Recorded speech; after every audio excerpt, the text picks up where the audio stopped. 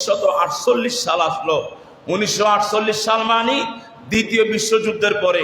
1948 সাল আসার পর জাতিসংঘে একটা বৈঠক হলো। সেই বৈঠকে জাতিসংঘের 56টা সদস্য দেশ উপস্থিত ছিল। 56টা দেশ উপস্থিত হয়ে এখন জাতিসংঘের সেই অধিবেশনে ভোটের ব্যবস্থা করা হলো। ভোট হবে কিসের জন্য? এখন 56টা দেশ থেকে ভোট নেবে যে আসলে ফিলিস্তিনটা কি মুসলমানদের পক্ষে থাকবে, অর্থাৎ ফিলিস্তিনটা কি মুসলমানদের রাষ্ট্র হিসেবে স্বাধীনতা পাবে, নাকি ইহুদিরা ওদের ইসরায়েল নামে এই রাষ্ট্রটা স্বাধীনতা লাভ করবে। এখন ভোটাভুটি শুরু হয়ে গেল। ইসরায়েলের পক্ষে কারা ভোট দিবে এবং ফিলিস্তিনের পক্ষে কারা ভোট দিবে। টোটাল সদস্য দেশ ছিল 56টা। 56টা দেশের কাছ থেকে ভোট চাইল, কিন্তু 56টা দেশের মধ্যে 10টা দেশ ওরা চুপচাপ বসে রইল। এরা ইসরায়েলের পক্ষেও ভোট দিবে না, ওরা ফিলিস্তিনের পক্ষেও ভোট দেবে না।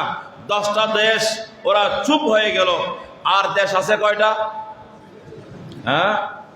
46টা দেশ আছে।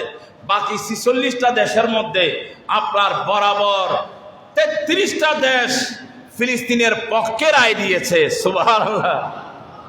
দেখেন জালেম কাকে বলে, জুলুম নির্যাতন কাকে বলে, অন্যায় বিচার কাকে বলে।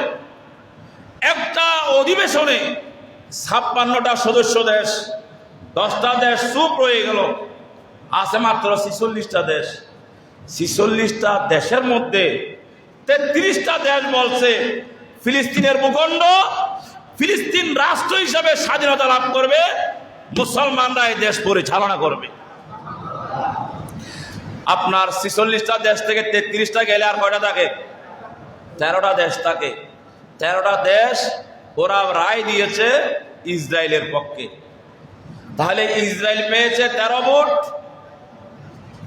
ফিলিস্তিন পেয়েছে, বলেন তো আর কত ভোট লাগে? দুই পক্ষের মধ্যে এক পক্ষ বিজয় হওয়ার জন্য আর কত ভোটের দরকার হয়? 13টা ভোট পেয়েছে মাত্র ইসরায়েল, 33টা ভোট পেয়েছে ফিলিস্তিন। যদি তার উল্টা হতো, 33 ভোট যদি ইসরায়েলে পেত, 13 ভোট যদি ফিলিস্তিনে পেত, ব্রিটিশ আমেরিকা ওদের লাফানিতে শেয়ার ভেঙে যেত।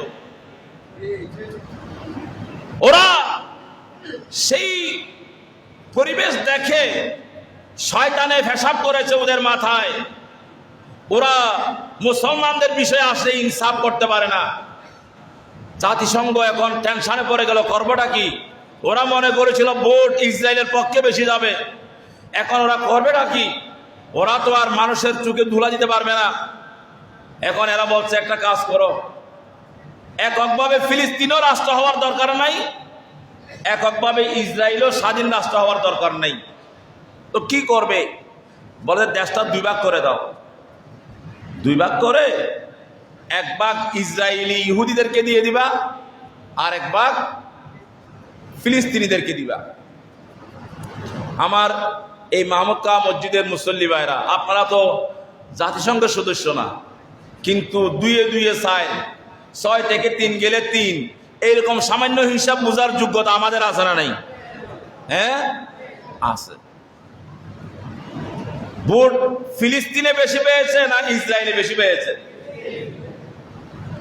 কত বেশি দেখেন, কোথায় 13 ভোট আর কোথায় 33 ভোট, 20 ভোট বেশি পেয়েছে। কিন্তু জাতিসংঘ ফিলিস্তিনের জমিন ভাগ করতেছে। দেখেন ফিলিস্তিনের জমিন ভূখণ্ডকে ভাগ করে টোটাল ফিলিস্তিনের জমিনটাকে 100 ভাগ করলো। 100 ভাগ করে 57 ভাগ দিয়েছে ইহুদিদেরকে, 57 ভাগ দিয়েছে ইসরায়েলিদেরকে, আর মাত্র 43 ভাগ দিয়েছে মুসলমানদেরকে। নাউজুবিল্লাহ বলবেন না? ইনসাফ হয়েছে তো? হ্যাঁ, ইসরায়েল তো সমান সমান অর্ধেক পাওয়ার যোগ্যতাও, কারণ ভোট পাইছে কয়টা? মুসলমানে পাইছে কয়টা? 33 ভোট। ভোটের হিসাবে চিন্তা করলে টোটাল ফিলিস্তিনের ভূখণ্ড, এই ভূখণ্ডের কম পক্ষে 70% ভূখণ্ড আরো বেশি মুসলমানে পাইবার কথা, কিন্তু জাতিসংঘ সেটা না করে জাতিসংঘ ইসরায়েলিদেরকে 57% ভূখণ্ড দিয়ে দিয়েছে, অর্ধেকেরও বেশি। মুসলমানদের কাছে মাত্র 43%। কেন? কারণ কোম্পানি দুইজন যদি শেয়ারে মালিক হয়, যার পার্সেন্টেজ বেশি তার কথা চলবে বেশি। কথা বুঝেন নাই?